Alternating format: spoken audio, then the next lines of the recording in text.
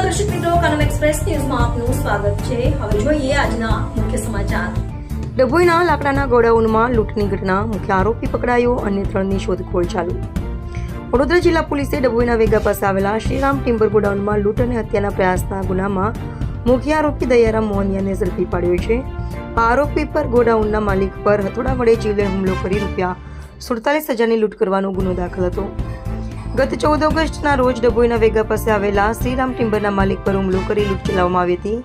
આ હુમલામાં માલિક ગંભીર રીતે ઘાયલ થયા હતા। પોલીસ તપાસમાં સામે આવ્યું છે કે આ ગુનાનો મુખ્ય આરોપી દયારામ મોહનિયા છે, જે પોતે શ્રીરામ ટિમ્બરમાં મજૂર તરીકે કામ કરતો હતો।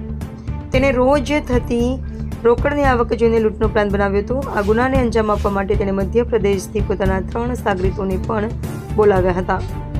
પોલીસની કાર્યવાહી વડોદરા જિલ્લા પોલીસને બાતમી મળી હતી, જેના આધારે તેમણે મુખ્ય આરોપી દયારામ મોહનિયાને પકડી પાડી। પોલીસની પૂછપરછમાં સામે આવ્યું છે કે દયારામનો ગુનાહિત ઇતિહાસ છે। આ કેસમાં પોલીસે હાલ અન્ય 3 ફરાર આરોપીઓને પકડવા માટે કાર્યવાહી શરૂ કરી છે। વડોદરા જિલ્લા એસપીની અપીલ। આ ઘટના બાદ વડોદરા જિલ્લા પોલીસ અધિક્ષક એસપી દ્વારા લોકોને એક મહત્વપૂર્ણ અપીલ કરવામાં આવી છે। તેમણે જણાવ્યું છે કે કોઈપણ પરપ્રાંતીય વ્યક્તિને નોકરી પર રાખતા પહેલા તેમનો ગુનાહિત ઇતિહાસ ચકાસવો અત્યંત જરૂરી છે।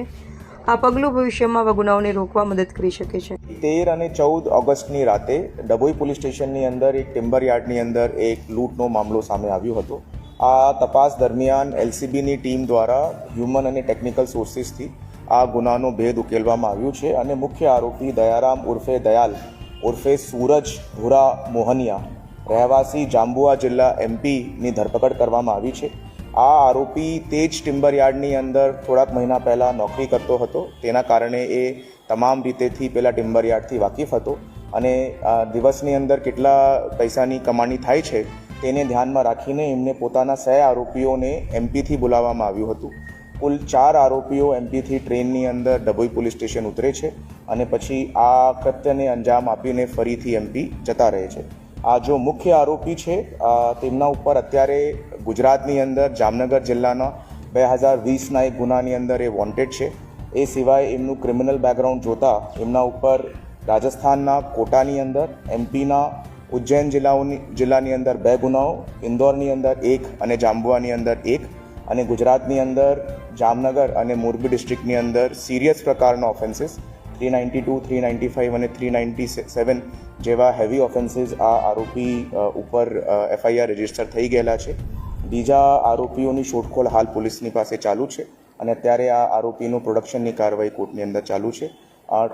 કુલ ગયેલ મુદ્દામાલમાંથી ₹10,000ની રિકવરી પોલીસ દ્વારા કરવામાં આવી છે અને બીજા આરોપીઓને પણ ટૂંકા સમયની અંદર પોલીસ દ્વારા અરેસ્ટ કરવામાં આવશે। એ હથોડાથી એમના સર ઉપર હુમલો કરવામાં આવ્યો હતો અને સ્ટિચીસ જો છે વિક્ટિમ દ્વારા એની અંદર ઈજા પામ્યા હતા। કુલ 47,000ની આસપાસનો મુદ્દામાલ આ લૂંટની અંદર ગયા છે અને એક મોબાઈલ ફોન જો છે તે 2 વસ્તુઓ આ લોકો લૂંટીને ગયા હતા। લૂંટનો ઈરાદો જો છે તે ગંભીર પ્રકારનો હતો। ત્યાં પોતે નોકરી કરવાના કારણે એ દરેક રીતેથી વાકેફ હતા કે કઈ જગ્યા પર માણસ સૂવે છે, દરવાજો કેવી રીતેનું છે અને કેવી રીતે એન્ટર કરવાનું છે અને ક્રિમિનલ હિસ્ટ્રી અને માઇન્ડસેટને જોતા આ જો છે આરોપી ને અટક કરવા બાબતમાં ક્રાઇમ બ્રાન્ચ વડોદરા રૂરલની ટીમને હું ખૂબ ખૂબ અભિનંદન પણ પાઠવું છું। નહીં, આરોપી મૂળતઃ જાંબુઆ એમપીનો છે અને એ પછી ઘણા બધા ગુનાઓ કર્યા પછી ઘણા વર્ષોથી બીજા ગુનાઓની અંદર આ જેલમાં પણ રહ્યો છે। એ પછી એ નોકરી કરવા માટે મોરબી જિલ્લો જાય છે, ત્યાં પણ જો છે એક ગુનો આચરે છે। એ પછી જ્યારે વડોદરા ગ્રામ્યની અંદર, ડભોઈની અંદર નોકરી કરે છે એના પછી પણ ત્યાં જઈને એવી રીતનું લૂંટનું પ્રકરણ કરે છે। એ અનસ્કિલ્ડ લેબર તરીકે ત્યાં કામ કરતો હતો અને જો લકડીના પુઠ્ઠા હોય છે તેમની અંદર કામગીરીની અંદર ઉપયોગ થતો।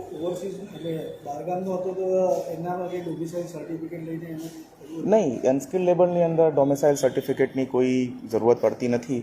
બટ હા, આપના માધ્યમથી જેટલા પણ લોકોને નોકરી ઉપર રાખીએ છે તેમનું એન્ટિસિડન્ટ વેરિફિકેશન કરવા માટે આપ લોકલ પોલીસને સંપર્ક કરી શકો છો અને કોઈ પણ ગુનાહિત ઇતિહાસ ધરાવતો માણસ આપના પાસે નોકરી માંગવા માટે આવે તો એક વખત જો છે પોલીસ ડિપાર્ટમેન્ટને અપ્રોચ કરાવીને એમનું બેકગ્રાઉન્ડ ચેક કરાવી લેવાનું છે, જેનાથી એવી રીતેના ક્રિમિનલ બેકગ્રાઉન્ડના લોકોને આપના તરફથી નોકરી નહીં આપવામાં આવે તે બાબતની કાળજી રાખી શકાય છે. સર, પોલીસ પકડમાં આવ્યા બાદ પોલીસ તપાસમાં બીજા કોઈ ગુનાઓને અંજામ આપ્યો એવી કોઈ માહિતી એને કબૂલ કરી હોય?